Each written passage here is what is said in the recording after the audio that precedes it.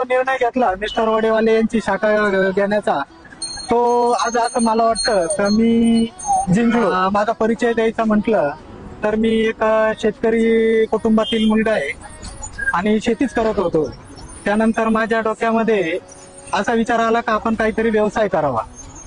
मग त्या अगोदर माझे मित्र आहे दिंडोरी फ्रँचायझी वाले, मग मी त्या माध्यमातून त्यांच्याशी संपर्क साधून ते मला बोलले याच्यामध्ये चांगला प्रॉफिट आहे आणि जर केलं व्यवसाय केला तर कुठलीही अडचण येत नाही. तर मी ते थोडं मनावर घेतलं आणि ओझर गावामध्ये येथे एक माझा छोटासा शॉप चालू केला.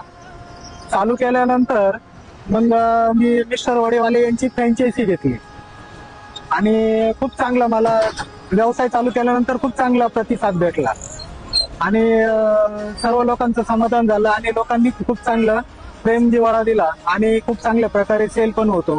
साधारणतः 1500-2000 असा डेलीचा माझा सेल आहे आणि इथून मुंबई महामार्ग हायवे जातो. हायवेला शॉप असल्यामुळे बाहेरची येणारी भरपूर कस्टमर आहे, ती कस्टमर इथे थांबतात आणि सर्वात महत्वाचं म्हणजे मुंबईचा वडापाव. मुंबईच्या लोकांना इतका आवडतो मिस्टर वडेवाले यांचा वडापाव का बस, आणि ते आवर्जून थांबतात. आणि दावामैल हा चांगला स्पॉट असल्यामुळे चहा पाण्याला लोक इथं थांबतातच. आणि मी जो निर्णय घेतला मिस्टर वडेवाले यांची शाखा घेण्याचा, तो आज असं मला वाटतं का मी जिंकलो आणि त्याच्यात खूप समाधानी.